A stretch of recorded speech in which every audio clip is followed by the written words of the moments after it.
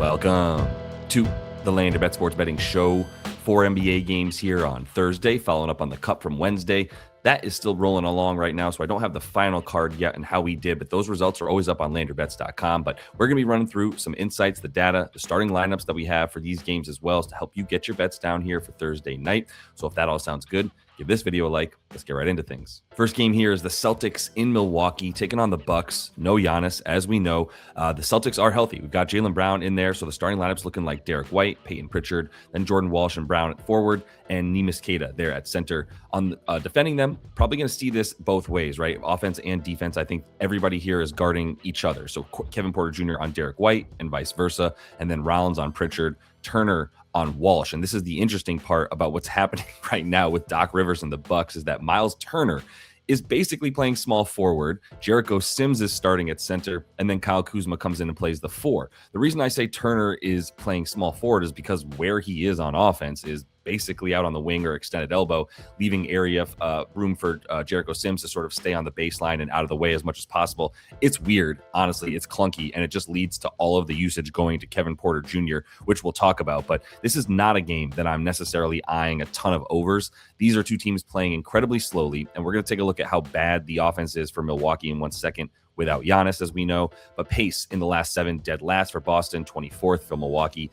Boston's basically in the bottom 3 in pace anyway on the season, and Milwaukee in the last 7, it's actually worse if you look at the last 3 because they've been playing them all without Giannis, and this is what it looks like. 8 games total on the season, including those last 3 games so far. The pace drops by 2 right there from 99.6 to 97.2 per 100 possessions there. Offensive rating drops 8 points per 100, and then the points per game in general is down by 10, right? Because they're playing at that 97 pace. The offensive rating 110, they're not even getting 110 points, 108.6 points per game. Big difference here without Giannis. So what does that do, and how does that impact the props and everything that we're going to look at here? Well, we're going to start on landyourbets.com here with the model that we're looking at on the website here. If you do want to jump on that is, like I said, landyourbets.com. That's where we have the Swish land model that we're running through. Also going to be using propsmadness.com per usual. This is where you're going to go ahead and look at all the great matchup data that we have here and use those advanced filters to find all the bets that we're looking for.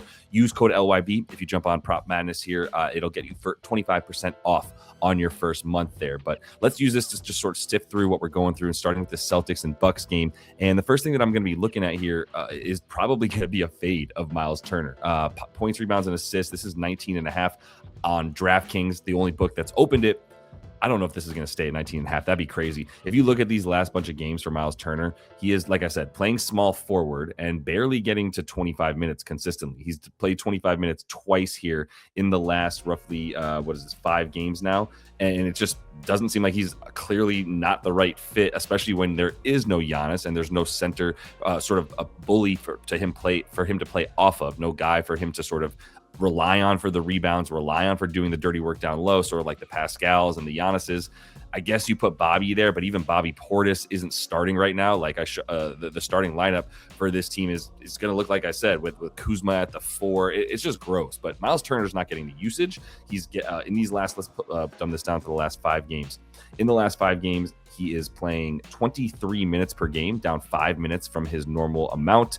The amount of shots that he's at and his usage is down. It's about 19%. It's actually about the same, but the field goal attempts for him, those are down about 7.5 versus the 9.5 that he's at. So 2 fewer shots, because there's also nobody like Giannis to just create open shots for Miles Turner. The rebounds, you'd think those would go up without Giannis. They have not. The rebound chances in these last 5 games down to 8.8. That's 3 fewer than he averages on the season. And you can see all of this right down here under the graph on Props Madness. I want to make sure everybody knows this is where you can see the difference between what the graph is showing you, an average of 8.8 rebound chances in these last 5 versus the season average right next to each other. Really, these dudes know what they're doing on Props Madness, man. But that's just not going to work. Even though the Celtics, they're not a bad rebounding team. They were bad earlier in the season. They were about like 25th. Now they're up to 12th in terms of rebounds allowed, and Neemias Queta is a big reason for that, getting a lot more minutes. But if Miles Turner is in fact guarding who we said he was going to guard, let's just remind ourselves real quick, Jordan Walsh, he's standing out by the 3-point line. That's where Jordan Walsh hangs out in the 3-point line. He's certainly not guarding Jaylen Brown, and he's not guarding Neemias Queta because that's for Jericho Sims to handle. So yeah, gonna like a fade of Miles Turner on the PRA when they'll actually offer us an under bet for him.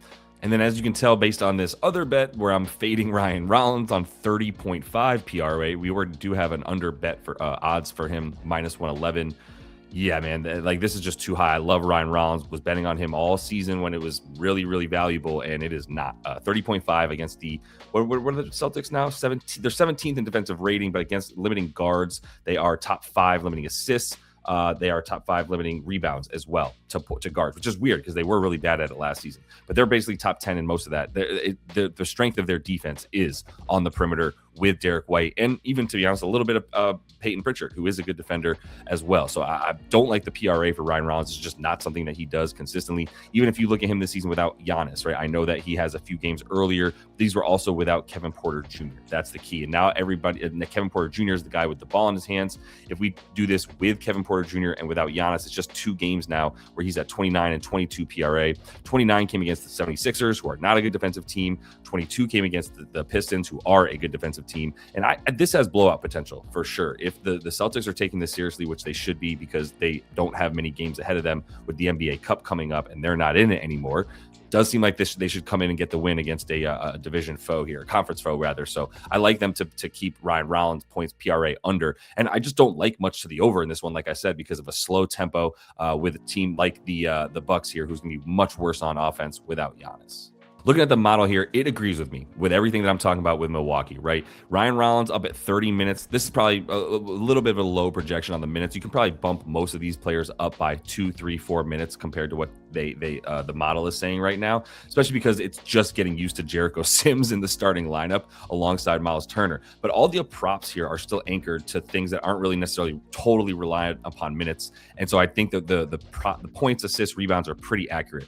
For Ryan Rollins, we're at 19. That's right at his number here. I think that's still a little bit of a high number and projection, but that's what the number is on the model. And that 19.5 points is his prop line up right now on the books. 6 assists and 4 boards, but this still just gets you right at about 29, not 31 PRA for Ryan Rollins. So I think this is still good under at about 30.5, even 29.5. That's about the limit to where I would fade Ryan Rollins. Kevin Porter Jr., I think the points are looking good. Now I know they're a little bit high at like 21.5, and this is a good defense, but 25 is somewhat based on how well he's playing per minute, right? His points per minute are super high, and the model sees that and goes, well, if we give him a full load here of 30 to 34 minutes, then he should be good for 22 to 25 points, 23 in that range. It's giving him 25 in 29 minutes, and I think that's pretty reasonable. As good as the Celtics are, a couple of quick matchup things that we should look at. We know that the Celtics are really, really good at limiting assists, and they are not as good at limiting stuff against the primary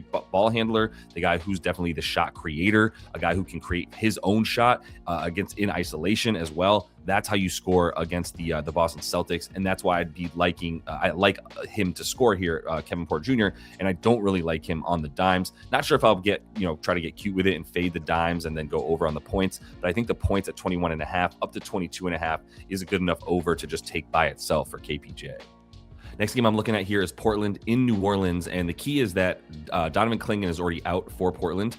Robert Williams is questionable. So we might be, once again, without true centers playing for the Portland Trailblazers.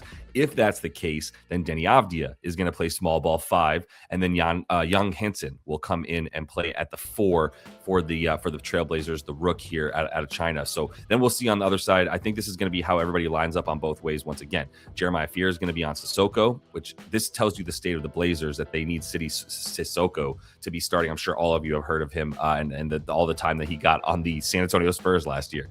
Trey Murphy III will be on Toumani Camara, I imagine, my Belgian brother. And then Saddiq Bey still in the starting lineup alongside Herb Jones. We thought Saddiq Bey might lose some minutes, but he's going to stay in that starting lineup even with Herb Jones back. He's guarding Jeremy Grant, Herb Jones on Deni, and then Derek Queen on Rob Will, if this is the starting lineup. And Rob Will has props up like he is playing. But we should show you what happens to Deni Avdija when he is playing at center. And this happened just a game or two ago where he played without, I think it was last game actually, he played without Robert Williams and he played without Donovan Clingan, and he started at center. And Hansen came in at the 4, even though Hansen's like 7 feet, he's taller than Avdija, but he's definitely a much more finesse player. So I love Avdija rebounds. You can see here, this is also without Drew Holiday, but this is Deni Avdija on court this season.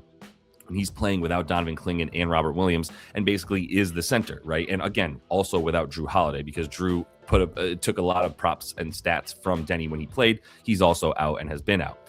The points are crazy, but the points are really related to the fact that when he's on court without Drew Holiday, he goes bonkers, right? And averages 30 points per 36 minutes, but also the boards without the centers and without Drew, 12 per 36 minutes. This is still at about 8.5. I like it more than the assists, and the assists are actually a lower number for a reason. They're at like 7.5. We'll take a look at them as well, but those are lower because he's going to be relied on to score and rebound a lot more in this particular situation. So that's where I'd be looking for him. So let's go over to Props Madness and see what we got here. Deni currently listed at 26.5 points. Don't love the edge on that as much as I do the rebounds. The 8.5 boards, I think this is like a 10-plus rebound game for him. This has sneaky triple-double value written all over it for a game against the Pelicans. As bad as they are in defense, right? Overall, like what, the 29th in defensive rating, give up the third most assists, give up the 19th versus rebounds. But as far as forward rebounds go, let me pull that up. Again, I actually don't know if he's forward or center in this game, but forward rebounds, 22nd, limiting those. Like there's no good rebounding forward. Herb Jones, not a good rebounding forward. Trey Murphy's kind of a guard at this point, like Sadiq Bey, pretty good, but still an undersized forward. There's just not many guys I'd like to contend with him when he goes up for these boards. So I'd be looking at him on the rebounds, 8.5, 10 plus, that kind of stuff here, if he is going to be playing small ball 5. And this will go up to 9.5 if Robert Williams is ruled out. I'd still take that at 9.5. And like I said, the triple double, if it's 3-1, 4-1, going to be loving that for Deni Avdija as well. Like I mentioned, Robert Williams currently listed at 10.5 rebounds.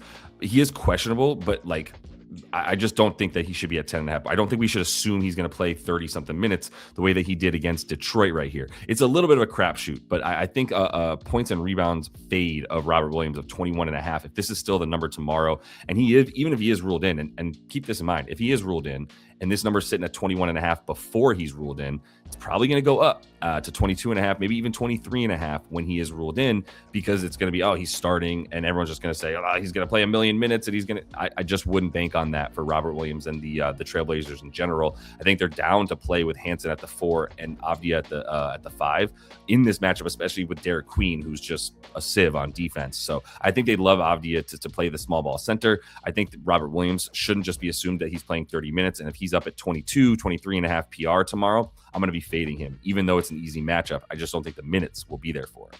Before we get to Denver, Sacramento, quick reminder, we got Novig and we got Kalshi. Both of these sportsbook exchanges are the sportsbooks of the month on landerbets.com, meaning if you do sign up for either one of those using code LYB, we'll go ahead and get your first month on the site for you to access the bets and, just as important, the projections here that I'm showing you on the website. Go ahead and sign up. We'll get you your first month free. So just email us and let us know, hey, I signed up for either Novig or Kalshi. I used your code here, LYB, to get all the bonus bets. I'd like to check out the site for a free month. We'll get you that first month free.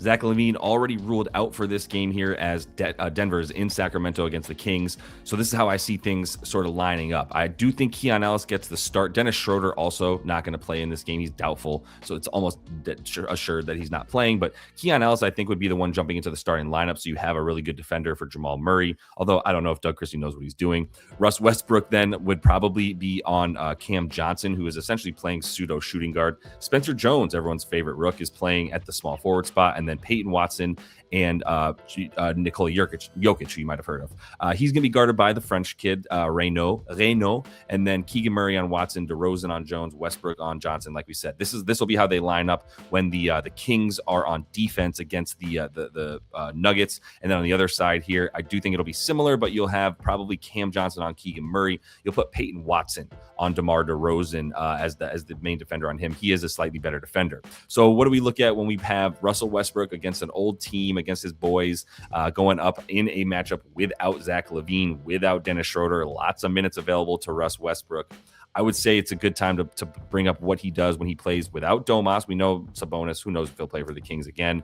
And then Zach LaVine, when they're both off court and he's on court with DeMar DeRozan. I wanted to make sure we said, well, what happens if make sure DeMar's on court so that we're not losing sight of the fact that he's definitely going to, DeMar, someone that would eat into Russ's usage. But even with DeMar, about 19 points, almost 12 boards, more than 6 assists per 36 minutes when he's playing on the court in these situations. So I really like him. The assists actually go down a bit. If DeMar's off, they go all the way up to 9. But obviously DeMar has so many touches that takes away from Russ's everything. Still, he'll have some minutes without DeMar. He'll have plenty of time to get all this stuff. And if we just go right to Props Madness for a minute and just pull up his stuff here on it, we're going to see, if we look at Russ head-to-head against the old team here, since this season. Obviously, since he was on the team last season, the points pretty good. Those are a little bit high. The rebounds, assists, a little bit high. Just get to the PRA, and this is all the way up at 33.5 now. This opened at 31.5, and it is climbing. This is about the end of where I would take it, though. 33.5, I think, is still good. He actually played this one with Zach LaVine and this one and all of them. So he's had Zach LaVine and DeMar available for all 3 of these games against the Kings this season and has still gone over 33.5 in 2 of 3. I just think he's going to have a pretty big game here. I don't think that's like a crazy statement to make. It is a 10.5. It's still 10-point spread.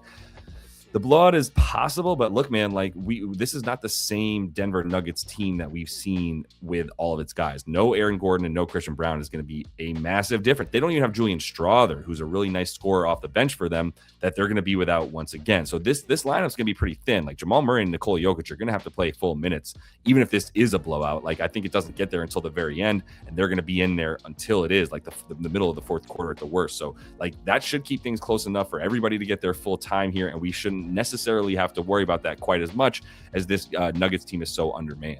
The other guy I like is Peyton Watson on the rebounds here, 5.5. Man, so it's still minus 125 on DraftKings. Hopefully you can still get this number at about minus 130 or better before it goes up to 6.5 here against the Kings. But that matchup with DeMar DeRozan might scare people from taking the rebounds because you think, oh, you're going to be guarding the guy shooting a lot. And I get that. But even if he is guarding DeMar, who's shooting, like, turn around and go get the rebound if it comes off, because you're going to be in perfect position. DeMar's not shooting threes. DeMar's shooting things inside of like 25 feet, 23 feet and in, right? So we know that you're actually going to be closer to the basket. And if you're not, if DeMar's not on ball and you're guarding him when he's off ball, probably still going to be in a good position to go get that rebound. So I think Peyton Watson on the boards, we saw him get in the 34 minutes he played against this team last time, 8 rebound chances to get 7. He's been pretty hot on the rebounds when he's gotten, but if he's gets double digits, then he gets the 6 boards, right? So I think this will be a good opportunity for him. There's not going to be many better rebounders than him, even with the matchup with DeMar. This is the play that I like for Peyton Watson the most. That is all the time I have for you guys in this one. Make sure you are subscribed to that channel. Coming back to you as always for Friday with 7 games. Going to be doing a little bit of a VIP live show. I'll be talking more about that here in the coming weeks. Got plenty of stuff going on behind the scenes that I'm really excited to show you guys as well. Plenty more tools for you guys to use for yourselves to help everybody find those bets. So until I see y'all next, happy betting.